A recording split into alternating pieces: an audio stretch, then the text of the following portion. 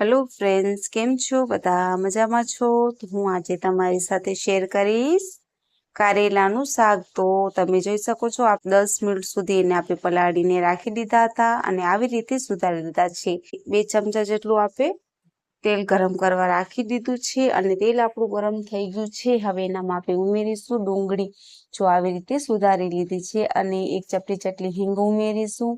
આ તીખા મરચા આપણે 1 લીધો છે અને આપણે કેપ્સિકમ લીધા છે, અડધું 1 કપે ટમેટું લીધું છે. જો આવી રીતે સુધારી લીધું છે. બધાને મિક્સ કર્યા બાદ એનામાં આપણે ઢાંકીને રાખી દઈશું. ઢાંક્યા બાદ આપણે 3 મિનિટ થઈ ગઈ છે અને મિક્સ કરી લીધું છે. હવે એનામાં આપણે ઉમેરીશું કારેલા. કારેલા આપણે ઉમેર્યા બાદ આને આપણે મિક્સ કરી નાખીશું સારી રીતે અને આપણે 3 મિનિટ સુધી એને આપણે ઢાંકીને રાખી દઈશું.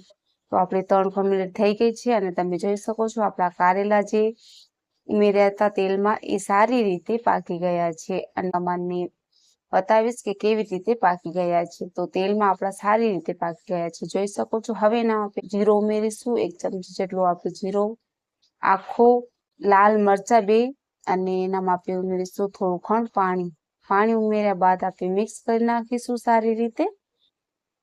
તો તમે જોઈ શકો છો 1 ચપટી જેટલી આપણે ખાંડ ઉમેરીશું, 1 ચમચી જેટલી, અને પછી આપણે એનામાં લીલા ધાણા ઉમેરીશું. લીલા ધાણા ઉમેર્યા બાદ તમે જોઈ શકો છો આપણે સારી રીતે કારેલાનું શાક થઈ ગયું છે તૈયાર. તો ફ્રેન્ડ્સ, તમે એકવાર જરૂરથી તમે ટ્રાય કરજો. અને ધોઈ અને આવી રીતે કટકા કરી નાખીશું. આપણે એની છાલ નથી ઉતારવી. આવી રીતે એના બીજડા હોય એ આપણે અંદરથી કાઢી લઈશું, પણ આવી રીતે જ આપણે કટ કરવાના છીએ. જો આવી રીતના સુધારી લઈશું. તો ફ્રેન્ડ્સ, આપણે કારેલાને આવી રીતના સુધારી લીધા છે. હવે એનામાં આપણે થોડું મીઠું ઉમેરીશું, એનામાં આપણે થોડું પાણી ઉમેરીશું અને એને આપણે 5-10 મિનિટ સુધી રાખી દઈશું અને એનું આપણે મસાલો બનાવીશું. હવે એનો આપણે મસાલો બનાવીશું. એના માટે આપણે લીધું છે બેસન. હવે એનામાં આપણે હળદર ઉમેરીશું, અડધી ચમચી જેટલી, 1.5 ચમચી જેટલો આપણે ધાણા જીરું પાવડર ઉમેરીશું, અડધી ચમચી જેટલો આપણે લાલ મરચું પાવડર ઉમેરીશું, થોડુંક આપણે મીઠું ઉમેરીશું, 1 ચપટી જેટલી હિંગ.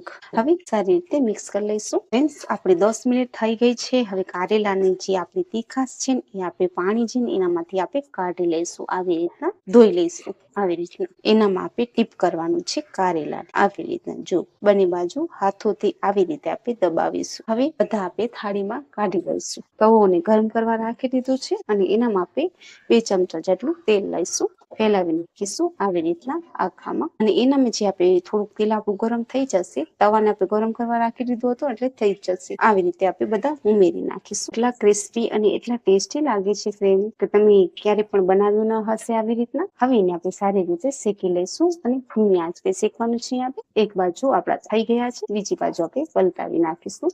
જો તમે આવી રીતના. તો ફ્રેન્ડ્સ, તમને આ રેસીપી મારી ગમતી હોય ને તો તમે મારી ચેનલને લાઈક પણ કરજો અને શેર પણ કરજો, સબસ્ક્રાઇબ પણ કરજો અને એકવાર તમે જરૂરથી ટ્રાય પણ કરજો. કે આપણે વરસાદમાં આપણે કારેલાનું શાક બનાવીએ તો ઘણી વાર શાક બનાવીએ છીએ, આવી રીતે એક અલગ રીતે તમે જરૂરથી ટ્રાય કરજો. ફ્રેન્ડ્સ, બિલકુલ તૈયાર થઈ ગયું છે. કારેલામાંથી આજે આપણે બનાવ્યું છે અલગ રીતે રેસીપી. તો ફ્રેન્ડ્સ, જો તમને સારું અને સિમ્પલ લાગવું હોય તો તમે મારી ચેનલ લાઈક કરજો અને સબસ્ક્રાઇબ પણ કરજો ફ્રેન્ડ્સ.